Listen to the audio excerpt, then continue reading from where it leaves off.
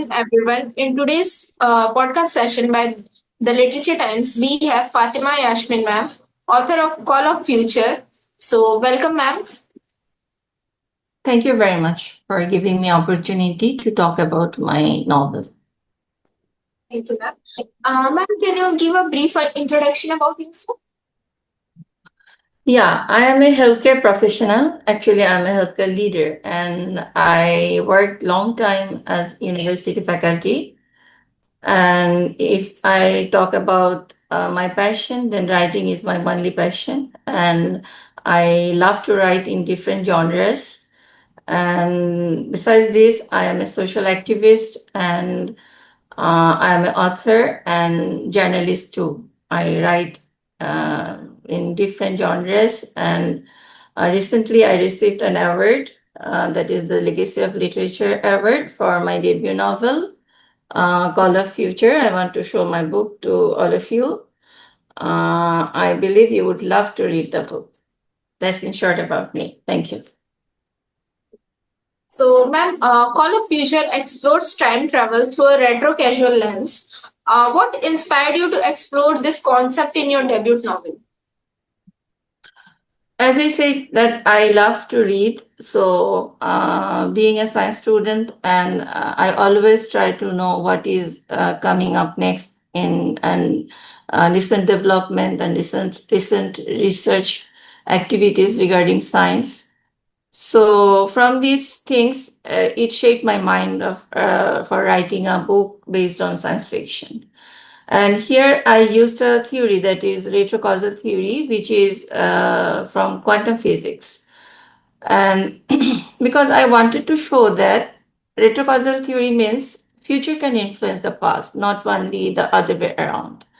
In Yes. my novel, I like other time travel novels. I didn't show that the protagonist went past and altered the history. Here, in Call of Future, I wanted to show something deeper. The miserable condition of our Earth could be in 2050 if we do not take care of it now. And here, I want to serve a wake up call for the readers because I want to make them responsible in case of using all the artificial intelligence and natural resources and everything, and make them aware to develop a sustainable art so that our future could be better for everybody.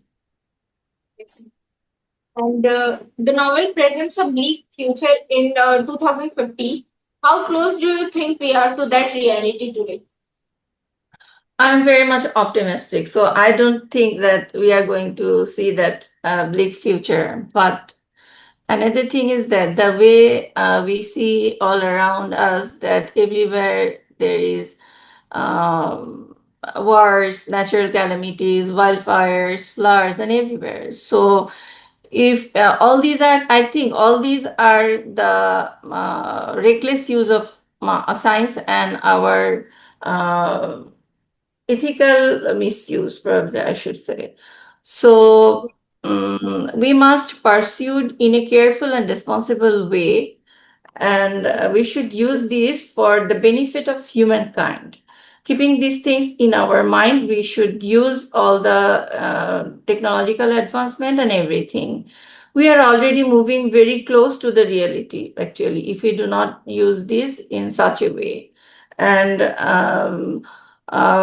if we continue on the same path, and the future might even be more worst than my novel shows. So from now on, we have to think about it. Everybody, we should think about the conservation of our natural resources, and we should think about the um, use of the artificial intelligence and other technological invention for the benefit of humankind only.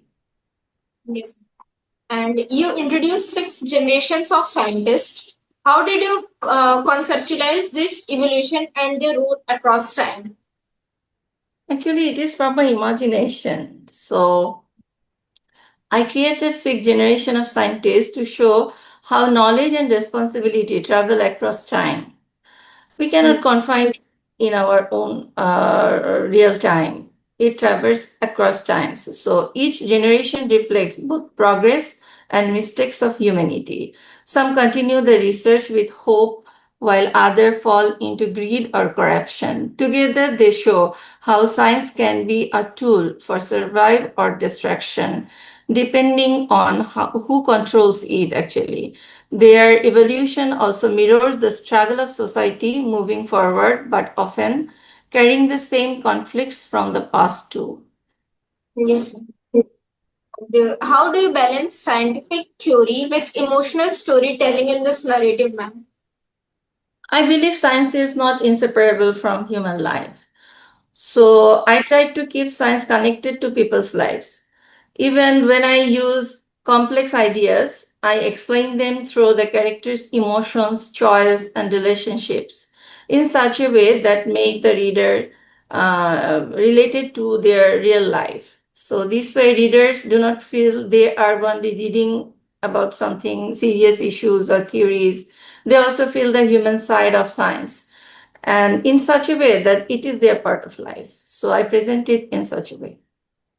Yes. And greed and corruption plays a major antagonistic role. Do you believe these are the root cause of our environmental and societal issue today? Yeah, definitely. I strongly believe so. Greed makes people exploit nature for profit, and corruption allows injustice to continue without accountability. These two Yes. forces block fair solutions and equality. So, if we reduce greed and fight for corruption, many of today's environmental and social issues and problems can be solved very easily. That's I believe. Yes. And Dr. Philip is a deeply complex protagonist. What part of his journey do you feel resonate most with modern readers? It's very difficult to answer because it is from my imagination. But I, as a uh, university faculty, as a journalist, I always observe people and I question their actions and the reasons behind their actions. So I try to relate them with many real life characters, but not exactly the same. So Dr. Phillips' struggle between doing what is right and facing powerful pressures feels very realistic today. And many modern readers can connect to this inner conflict also, I think.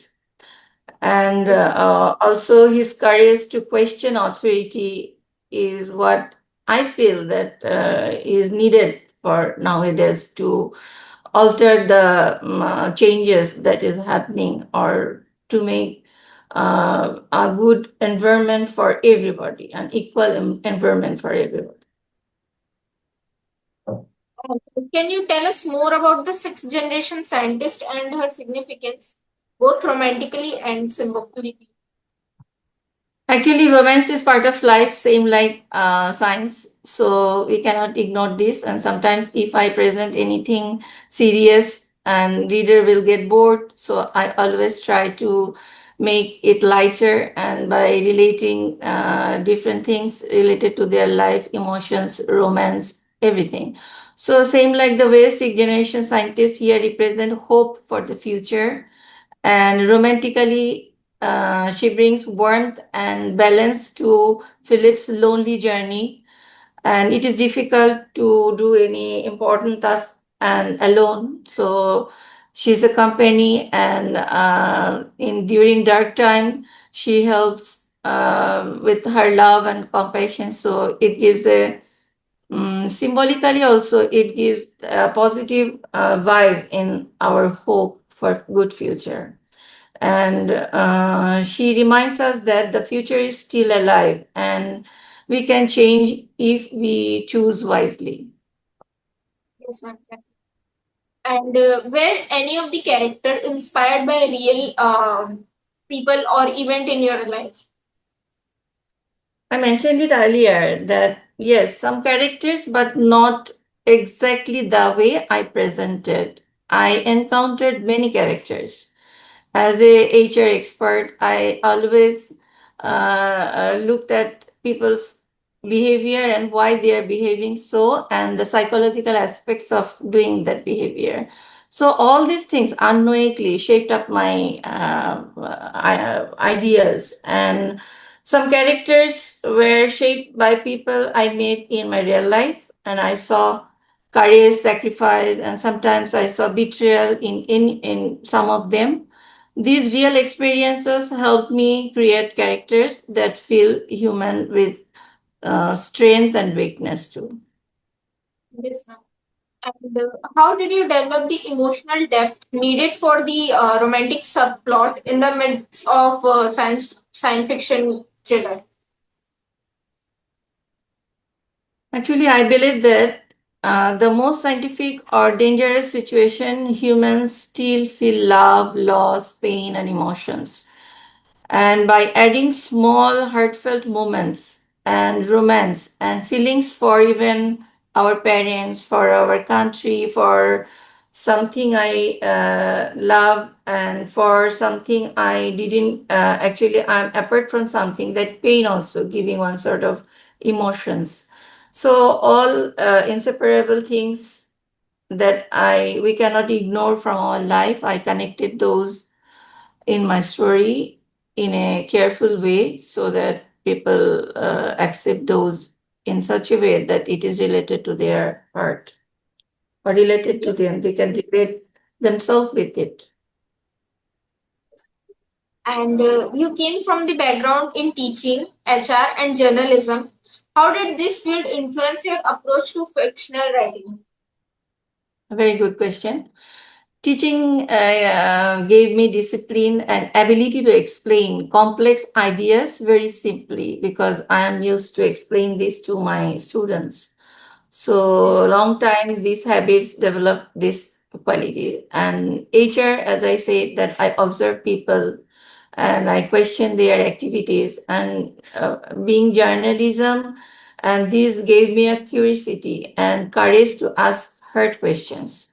So Yes. together it's a package, I should say. This helped me write a story that is thoughtful and for the benefit of humankind, and also for delivering a lesson to the readers, and so that they can gain at least awareness from reading this book. And how has your work in social reforms and minority rights informed the theme of justice and awareness in this book?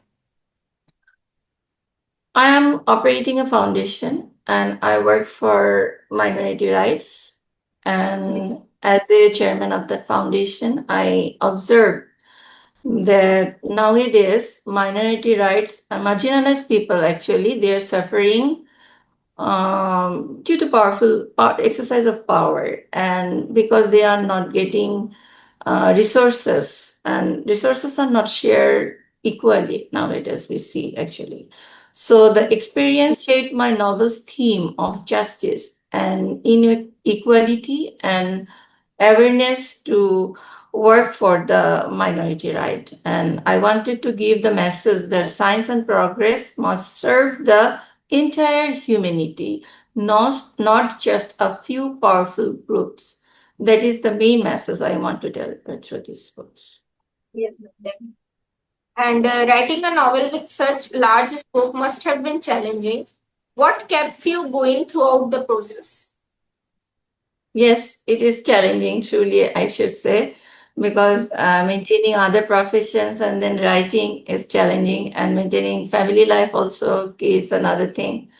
But my motivation helped me to face the challenges, actually.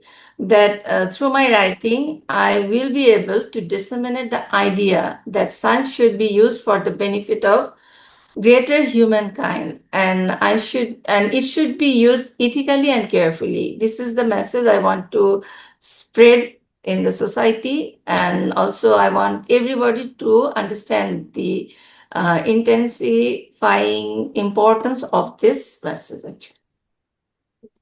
That is a Ma'am, motivation. is there Is there is any your favorite science fiction novel or movie that you want that has inspired you to write this book? Actually, no particular, but I get inspiration from many of them. So I write at the moment, I do not want to mention any particular book, but I read a lot. Yes. So, what do you hope readers will take away from Call of Future? I believe that after reading the book, the readers will realize that future is not fixed. Every small choice we make today, whether it's science, politics, or personal life, can shape tomorrow. We have the power to build a better world if we act responsibly, and we should start it today. And do you see this book as a standalone story, or do you envisage a sequel or a series for this book? I see this book as a standalone story. Currently I don't have any intention to make it as a series.